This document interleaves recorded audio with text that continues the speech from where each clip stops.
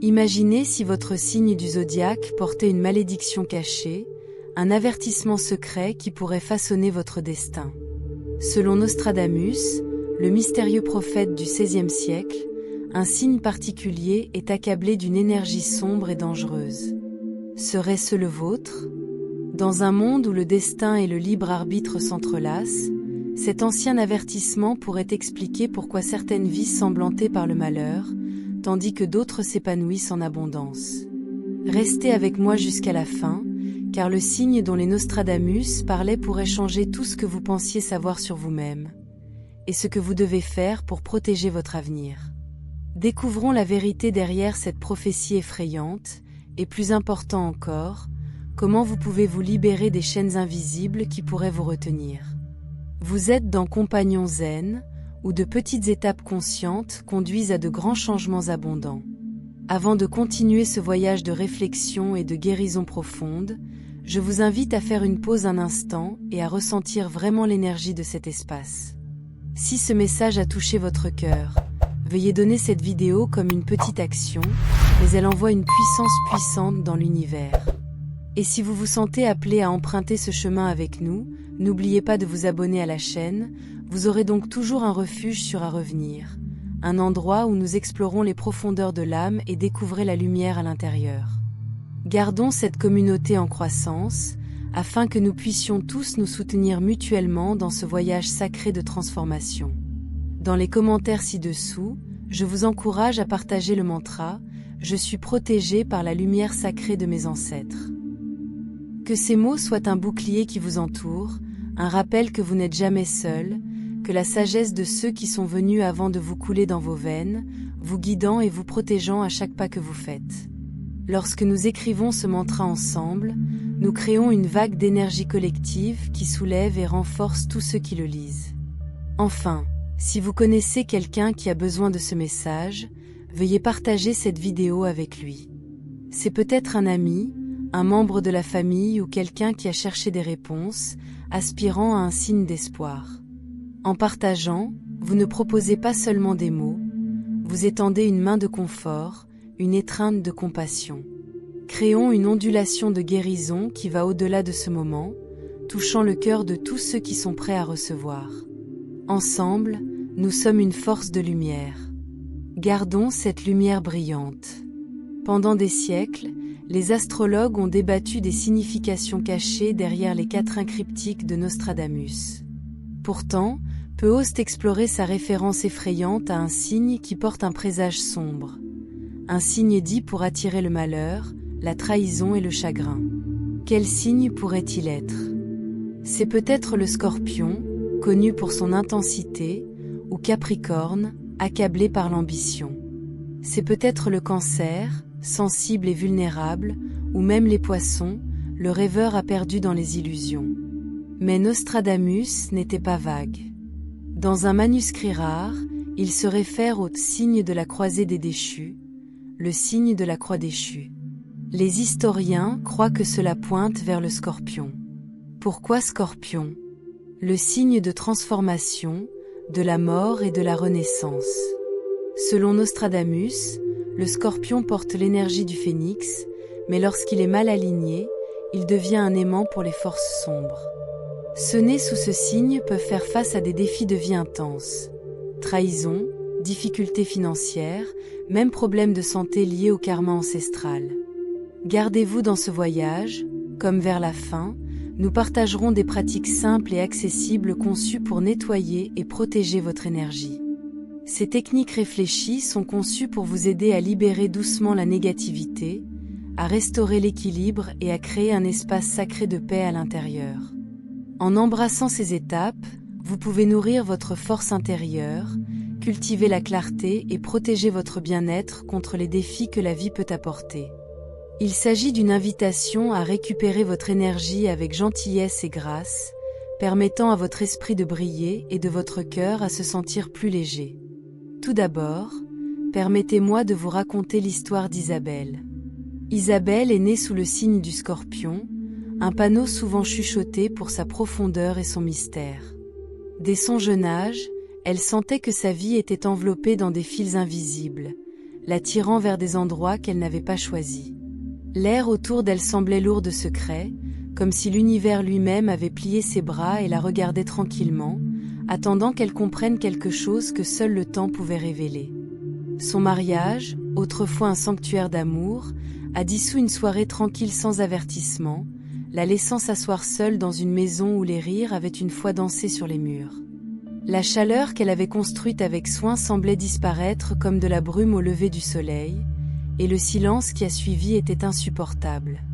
Son entreprise, un rêve qu'elle avait nourri comme une usine fragile, s'est tournée lentement sous le poids de défis inattendus. Chaque perte ressemblait à une vague, la traînant davantage dans une mer qu'elle ne pouvait pas contrôler, chaque déception approfondissant la douleur à l'intérieur de sa poitrine. Mais c'est le secret de la famille, celui qui a chuchoté dans des demi-phrases et des regards tranquilles, qui jette l'ombre la plus longue. C'était comme si les histoires de ses ancêtres s'accrochaient à elle, la façonnant sans qu'elle le sache, l'attirant dans des motifs qu'elle ne pouvait pas échapper. Parfois, la nuit, elle regardait le plafond, se demandant si les choix qu'elle faisait étaient vraiment le sien ou s'ils avaient été tissés sur son chemin bien avant sa naissance. Il y avait une lourdeur dans son cœur, un sentiment d'être pris dans un web trop complexe pour démêler.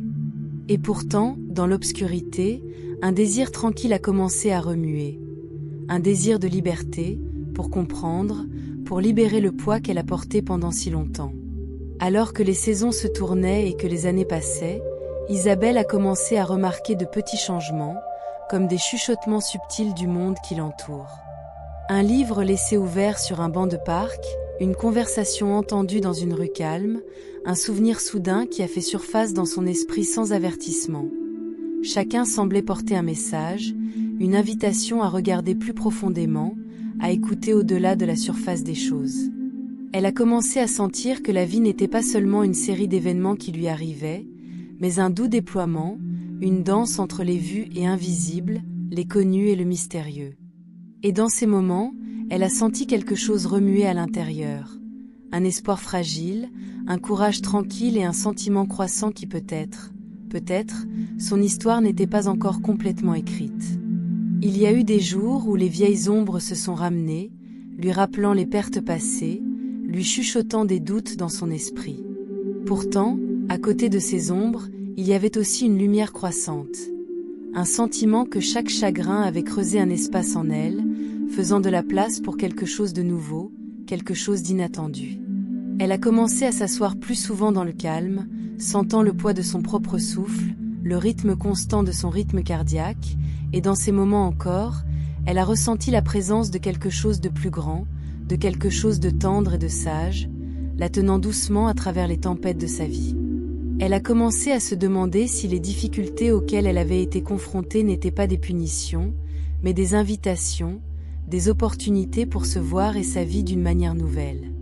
La douleur, bien que pointue parfois, avait adouci ses bords, lui apprenant à écouter plus profondément, à se déplacer plus lentement, à faire confiance à la sagesse silencieuse qui s'élevait de l'intérieur. Et au fur et à mesure que les jours passaient, elle a commencé à se sentir moins comme une victime du destin et plus comme un voyageur sur une voie qui, bien que sinueuse et souvent claire, la guide vers une compréhension plus profonde de qui elle était vraiment. La vie d'Isabelle, autrefois marquée par une perte, a commencé à ressembler à une tapisserie tissée à la fois la lumière et l'ombre, la beauté et la douleur. Les fils de son passé ne ressemblaient plus à des chênes, mais comme les racines d'un arbre, de profondeur, forte et l'ancrant quelque chose d'ancien et de sacré. Elle a commencé à marcher avec une grâce silencieuse, son cœur ouvert aux petits signes et synchronicités qui apparaissaient le long de son chemin, chacun un rappel doux que même dans l'obscurité, il y a une lumière qui attend. Et donc, elle a continué à avancer, non pas avec toutes les réponses, mais avec une confiance croissante dans le voyage lui-même. L'ombre qu'il avait suivie une fois se sentait maintenant comme une partie de son histoire. Pas quelque chose à craindre, mais quelque chose à embrasser, comme un rappel que même les blessures les plus profondes peuvent devenir des portes pour guérir, et même les chemins les plus emmêlés peuvent conduire à une beauté inattendue. L'un des quatrains de Nostradamus se lit comme suit. Dans le signe du Scorpion, du poison caché. La rose noire portera l'épine du destin. Les enfants des ancêtres pâliront sous le clair de lune. Et la mer rugira de douleur. Cette vision poétique, mais effrayante, suggère un fardeau karmique porté par les Scorpios. Les « enfants des ancêtres » pointent vers des blessures générationnelles. Se pourrait-il que les difficultés auxquelles les Scorpios ne soient pas aléatoires, mais héritées? Que leurs défis sont des échos du passé de leur famille? Nostradamus, dans ses visions cryptiques, parle d'une tempête qui approche, une période d'épreuve, de défis cachés s'élevant des profondeurs. Pour ceux qui sont nés sous le signe du Scorpion, cette tempête semble particulièrement puissante, remuant les os du cœur et testant la résilience de l'âme. Le poids du chagrin tacite, le fardeau des histoires non résolues et la douleur silencieuse de la perte peuvent surface, appelant l'attention, demandant la sensibilité. Les incertitudes financières peuvent lancer des ombres sur des rêves de longue date, créant un sentiment d'instabilité où une fois il y avait une certitude. Et le corps, lui aussi, peut chuchoter des limites, de fragilité, exhortant un retour à la lenteur, à s'en soucier, à la sagesse qui vient de l'écoute profondément à l'intérieur. Pourtant, dans ces avertissements, il y a aussi une promesse silencieuse, un message caché qui parle de renouvellement, d'une force différente. Nostradamus parle de la rose noire, une fleur souvent redoutée, souvent mal comprise, mais dans ses pétales sombres se trouve la graine de quelque chose d'extraordinaire. La rose noire rappelle que la beauté et la douleur sont entrelacées, que la croissance émerge souvent des endroits même que nous attendons le moins. Ses épines sont nettes, oui, mais elles protègent également la floraison délicate à l'intérieur, enseignant que même dans l'obscurité, il y a quelque chose de précieux qui attend de se dérouler. Cette période de bouleversement, bien que décourageant, porte une invitation subtile. Il ne demande pas la résistance, mais la reddition, un adoucissement dans ce qui est, plutôt que ce qui aurait dû être. Il murmure que la vraie transformation passe rarement par la facilité, mais par le processus lent, souvent douloureux, de perdre ce qui ne sert plus. Et dans cette perte, il y a de l'espace pour quelque chose de nouveau à prendre racine. Une sagesse plus profonde, une manière plus douce d'être, un sentiment de connexion avec les cycles de vie qui tiennent toutes choses en équilibre. La tempête peut secouer les fondations, mais elle ne vient pas détruire. Il s'agit clair, pour nettoyer, pour éliminer les illusions qui ont gardé le cœur petit. La rose noire, bien que dans l'ombre et féroce, fleurit pour ceux qui souhaitent rencontrer l'obscurité avec courage, à croire qu'au-delà des épines se trouve une grâce qui ne peut être enlevée. Et quand la tempête passe, il y a une tranquillité tranquille, un plus profond sachant que l'âme a été tempérée, pas brisée, que ce qui a été perdu a cédé la place à quelque chose de plus vrai, quelque chose qui ne brise pas malgré la douleur, mais à cause de cela. En ce moment, il y a une invitation à faire une pause, à respirer, à sentir le sol sous les pieds, le pouls régulier de la terre qui maintient toutes choses ensemble. La tempête est un passage, pas une destination. C'est un tournant, une chance de libérer ce qui ne nourrit plus et de pénétrer dans un nouveau chapitre, guidé par le calme, sachant que même dans les moments les plus sombres, la graine de la renaissance attend déjà, patiente et bien sûr, de fleurir. Arrêtons et réfléchissons. Avez-vous déjà eu l'impression de revivre des modèles qui ne sont pas les vôtres? Peut-être que les difficultés financières qui reflètent vos parents ou les blessures émotionnelles qui semblent enracinées dans la douleur de votre grand-mère.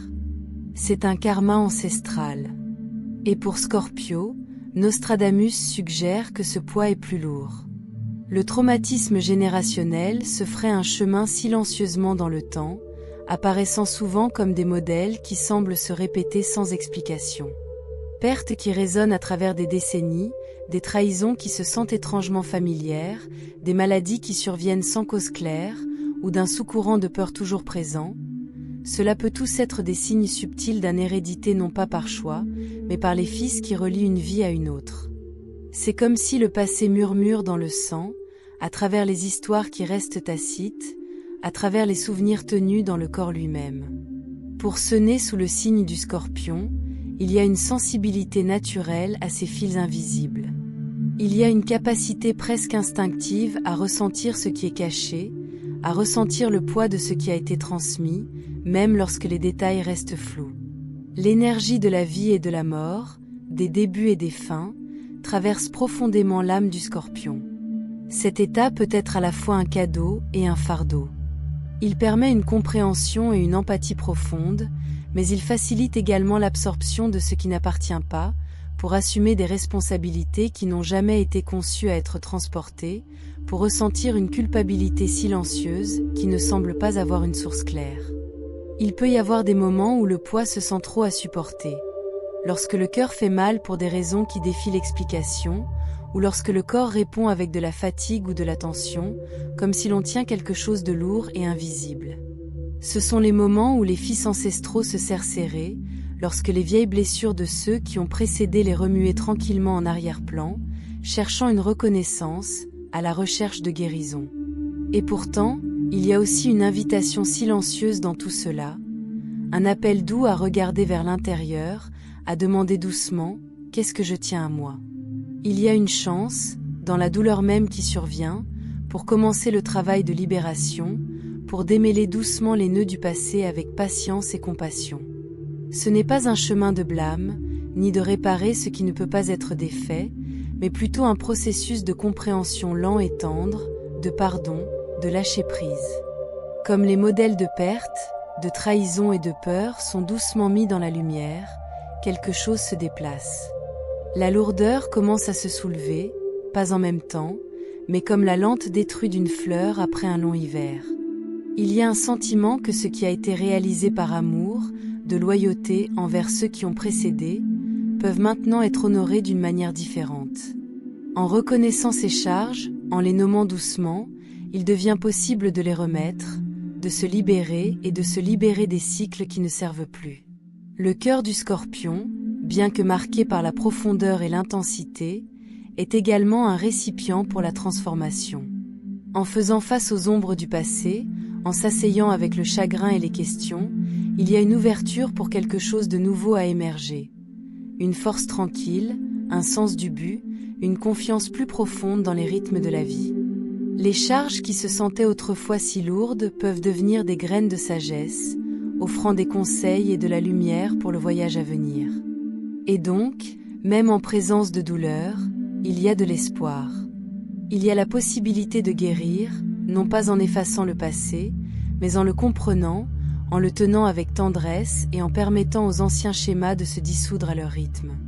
Le chemin peut être lent, les étapes petites, mais chaque moment de conscience, chaque souffle pris par acceptation, devient un cadeau, un doux acte d'amour qui s'effondre tranquillement à travers le cœur et dans le monde. Mais voici la vérité, vous n'êtes pas condamné. Les modèles peuvent être forts, mais ils peuvent être brisés. Si vous ou quelqu'un que vous aimez est un Scorpion, il existe des moyens de nettoyer et de protéger votre énergie. Le rituel de la bougie noire, allumer une bougie noire un mardi soir, en se concentrant sur la libération de la douleur ancestrale. Alors que la flamme brûle, répétez « Je libère les blessures du passé. Je suis libre ». Baignoire nettoyante à base de plantes. Mélangez le romarin, la lavande et le sel de mer dans l'eau tiède. Se baigner pendant au moins 20 minutes, imaginant l'énergie des générations passées qui se lèvent. Transportez un cristal de tourmaline noire. Cette pierre puissante aide à absorber l'énergie négative et protège votre aura contre les dommages externes. La prière ancestrale. La nuit, parlez à haute voix. À mes ancêtres, j'envoie de la gratitude et de l'amour. J'honore tes luttes, mais je libère ce qui ne me sert plus. Que la paix passe à travers ma lignée. Ces pratiques simples peuvent vous aider à changer d'énergie, à trouver la paix et à créer un nouveau chemin à suivre. N'oubliez pas que votre signe ne définit pas votre destin. Même si vous êtes né sous Scorpion, même si les étoiles semblent alignées contre vous, vous tiendez le pouvoir de changer votre histoire. Les chaînes du passé peuvent peser lourdement sur l'esprit, leur présence se sentait dans des moments calmes et des ombres persistantes. Pourtant, ces liens, peu importe à quel point ils semblent serrés, ne sont jamais hors de portée de la force douce et du courage des patients. Dans chaque cœur se trouve une source de résilience, un pouvoir calme qui peut adoucir même les blessures les plus profondes et dissoudre les modèles qui ont longtemps influencé. Il est possible de pénétrer dans une nouvelle histoire. Une histoire où la douleur ne définit plus le chemin, mais devient plutôt une source de sagesse et de croissance profonde. Il y a une alchimie sacrée dans cette transformation, un processus de transformation de ce qui ressemblait autrefois à un fardeau en un cadeau de perspicacité et de compassion. Les échos des souffrances passées peuvent devenir une lumière directrice, illuminant les voies vers la guérison et le renouvellement. Le karma, souvent considéré comme un poids à transporter, peut également être compris comme un enseignant offrant des leçons qui, lorsqu'elles sont embrassées avec ouverture, mènent vers la libération plutôt que dans le confinement. C'est dans ce voyage qui se déroule que la liberté commence à prendre racine, non pas comme une évasion externe, mais comme une fleur intérieure de la paix et de l'acceptation. Le cœur apprend à libérer ce qui ne sert plus son plus grand bien, trouvant l'équilibre entre honorer le passé et embrasser le présent. Dans cet espace sacré, il y a de la place pour que la grâce s'épanouisse, pour que l'esprit respire plus librement, et pour que l'âme redécouvre son rythme naturel. Chaque pas en avant devient un acte de courage, une douce récupération du pouvoir qui appartient au moi le plus profond. Bien que le chemin puisse parfois être incertain, il y a une force silencieuse à savoir que la transformation est toujours possible. Les histoires que nous portons peuvent être réécrites avec gentillesse et soin, permettant à la lumière de compréhension de ramollir les bords de la vieille douleur. Et dans ce processus, il y a un beau déploiement, une liberté qui s'épanouit lentement, tendrement, invitant une nouvelle façon d'être enracinée dans l'espoir, la guérison et la force durable de l'esprit humain. Merci, des profondeurs de mon cœur, d'avoir pris le temps d'être ici et d'avoir permis à ces mots de résonner en vous. Je suis vraiment reconnaissant d'avoir choisi de passer ces moments ensemble, explorant ce voyage sacré de croissance, de guérison et de compréhension. Votre présence ici est un cadeau, non seulement pour moi, mais pour toute cette communauté que nous créons. Tout comme chaque commentaire, chaque instant que vous investissez dans cet espace est un acte d'énergie qui amplifie la lumière que nous construisons ensemble. Si ce message a touché votre cœur, je vous invite doucement à aimer cette vidéo. C'est un petit geste, mais il entraîne le pouvoir de l'entraîner et d'atteindre d'autres qui recherchent peut-être les mêmes conseils et conforts. Veuillez également vous abonner à la chaîne, afin que nous puissions continuer à marcher sur ce chemin côte à côte, en découvrant des couches plus profondes de nous-mêmes et en nourrissant le lien entre nos âmes. Et en réfléchissant à ce que vous avez entendu aujourd'hui, je serais honoré si vous pouviez partager le mantra dans les commentaires. Je suis protégé par la lumière sacrée de mes ancêtres. Que ces mots soient une source de force et de protection, un rappel que vous n'êtes jamais seul dans ce voyage. Enfin, si vous connaissez quelqu'un qui pourrait bénéficier de ce message, veuillez envisager de partager cette vidéo avec lui. C'est peut-être un ami qui s'est senti perdu, un être cher qui a besoin de guérison, ou quelqu'un avec qui vous avez traversé qui peut chercher des réponses. En partageant, vous étendez un fil d'espoir, tissant un réseau d'amour et de lumière qui s'étend bien au-delà de ce moment. Gardons ce cercle de guérison fort, connecté et plein de grâce. Ensemble, nous pouvons nous élever, une âme à la fois.